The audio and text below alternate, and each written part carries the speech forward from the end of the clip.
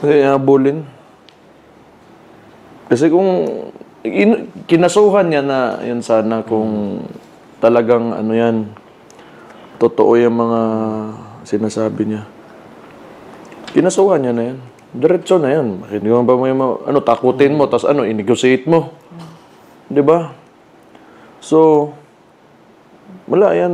Knowing him, mga, man yan, sila lang yan, mga oligarko. I think he just want to, bring these people to the negotiating table para mahawakan niya. Yan naman yung ginagawa ng mga yan. Wala man yan, pero yung kasuhan niya talaga, malabo yan. Sila naman yan. If I may add, Mayor, tama ka, kasi when he was asked kung sino, if he has names, kung sino ito mga involved, Mayor, his response was that we are not accusing anyone of anything yet. However, it gives us an idea of what and how this has been conducted. Kaya nga, alam niya na parang sinasabi niya, ina-admit niya kasi na may ebidensya siya. Di ba? May hawak siya. Ba't di mo na lang yan, kasuhan yung mga yan para matapos na. Pinapahaba pa natin ito para makita talaga ng tao kung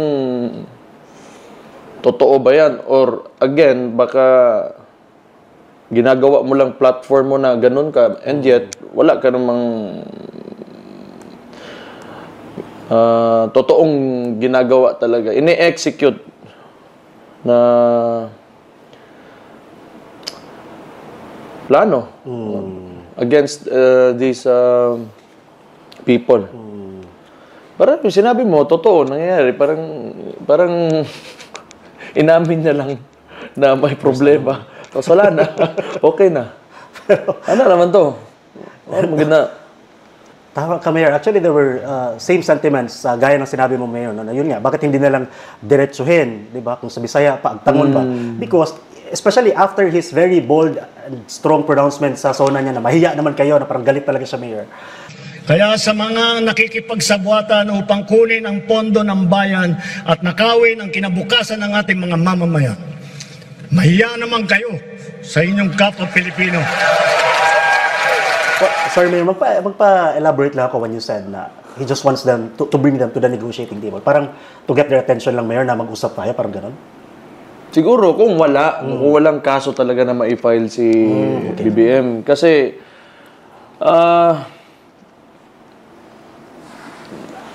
para saan yun kung hindi siya magkaso? Na may hawak siya na ebidensya, may pa-expose sa kunwari, di ba?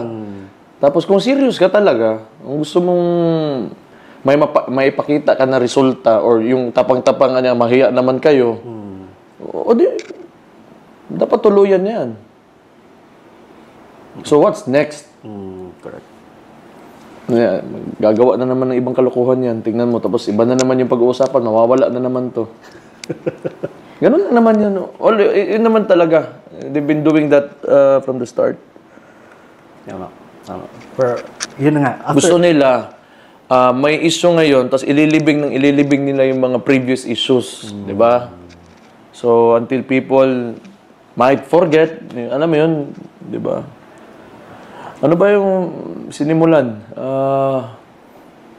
Nung pagsimula pa lang nito, yung People's Initiative, di ba? Di pa natin wala, di ba? Ngayon gusto niya charter change talaga no? Pasok na naman usapan sa chat siya, Mayor. Wala kasi, hindi nila ma-impeach si VP. Tingin ko, ayaw nga talaga bumaba. Yun naman talaga sabi ni PRD before. Ayaw bumaba. Sinabi niya yan una yata sa Cebu. Yeah, parang ayaw bumaba. Maisog na rallies natin. Ewan ko. Tama. Ito nga sa usapin nitong mga contractors, Mayor, kasi nadadrag nga itong mga pangalan ng mga congressman. This somehow solidifies ngayong itong exposes recently ni Mayor Magalong, right, Hannah? Yes. So, in relation to this Mayor, si Mayor Magalong naman, he was also interviewed multiple times regarding this expose, and he has also said in one of his interviews na he's willing to cooperate if he will be called. He's willing to present his evidence as a resource person. So, at kung ialok sa inyo itong posibleng komite, independent committee na mag-iimbestiga dito sa flood control projects natin, tatanggapin niyo po, Mayor? Oo. Hindi. Yes, kasi nga nag-volunteer ako, Igan, di ba? Yes, Kaya lang, alam mo, ang intention ko doon is just to emphasize na kailangan third party Tama. ang mag-imbestiga, independent body. Pero nagsalita rin naman na si Yusek Castro na hindi naman nila ako kailangan. Kaya na raw nila yun. So we've also talked about him before, Mayor, in this podcast about his advocacy against anti-corruption. What do you think about this, Mayor, about his stand?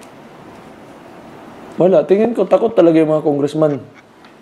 Takot yung mga congressman kasi hinamon niya naman, di ba? Na ipatawag siya. Correct. Ang sabi niya, Mayor, he's waiting for a lead agency to investigate. And then, because he has evidences daw, Mayor, now, pwede niyang i-submit. So hintayin na lang talaga natin kung ano to kasi it's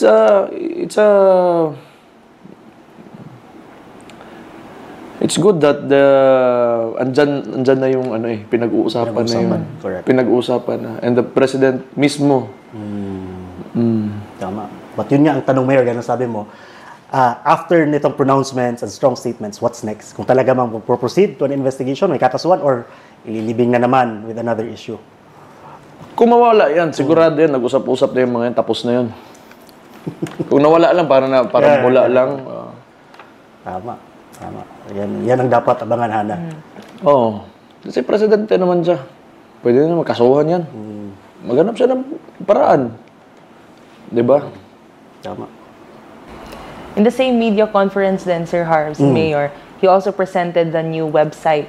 The president, no? Yes, the president also presented the Sumbong sa Pangulo na website, Mayor, in which they will be listing all the flood control projects in the website. Kasuhan mo na, diretso.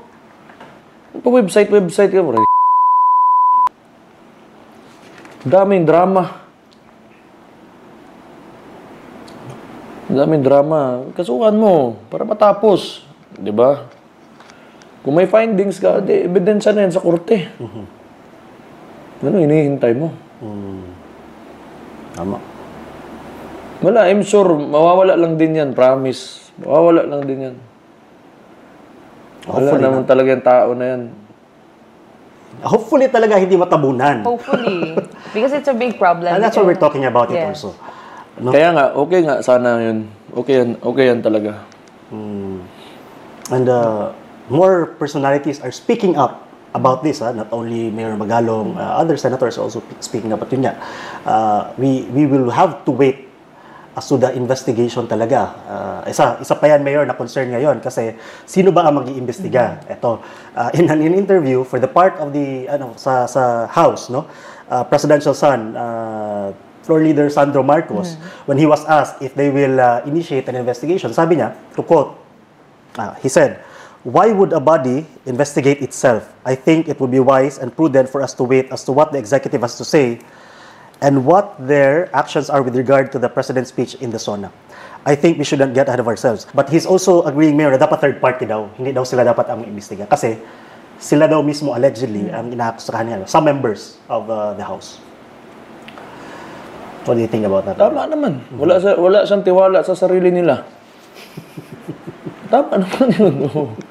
Tingin niya, ganun kadumi talaga yung nila, yung bakod nila. So, kasi sa mga statements kasi na lumalabas, alam mo yung, they are all acknowledging the problem. Even, kasi galing na sa presidente, sinabi niya na meron talaga eh. Tapos, a lot of statements are coming out from different politicians. This is actually happening. So, enough na yun. So that the people would know na andyan. Kasi noon, sinasabi na natin to eh. Dito sa palabas na to eh. Di ba? Kaya yung mga congressman na yan, hindi talaga yan, walang, yung stand, yung position nila sa politics, paiba-iba. It's because of yung pera dyan that's going around sa Congress.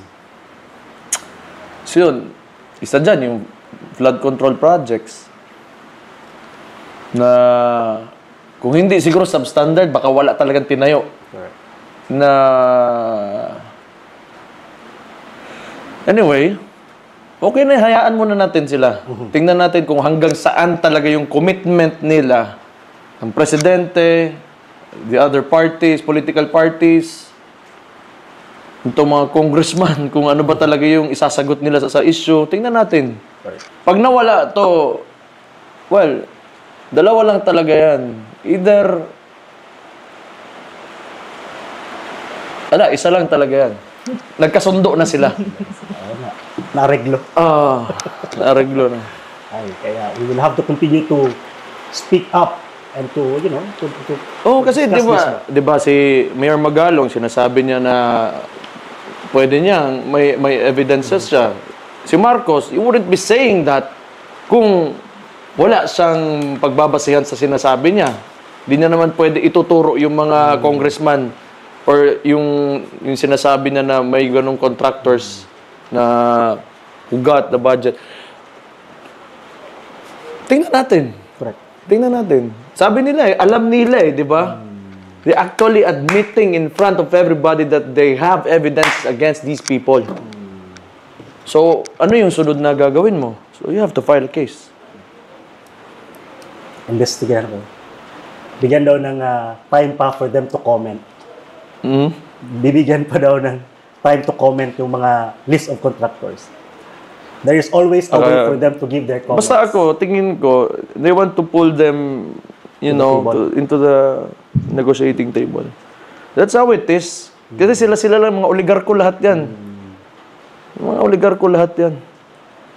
Correct. But as you've said kanina, Sir Harvey, there are a lot of names that are being connected with the flood control projects na expose, including the Senate President himself. So, si Senator Cheese Escudero din Mayor, there was an article that connected him to one of the contractors, and the article said na nakatanggap daw siya ng 30 million from one contractor for his senatorial campaign. And Senator Cheese described this as a demolition job.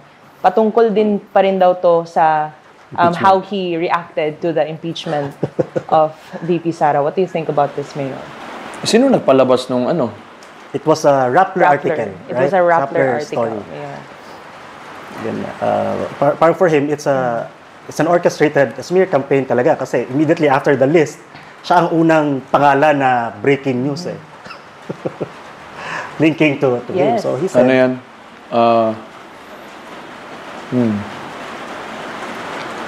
Yeah. Same. It's the same.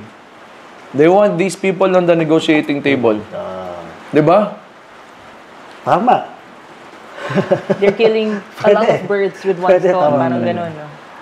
Otherwise, tuluyan ka namin dito sa issue. Let's talk. Something like that.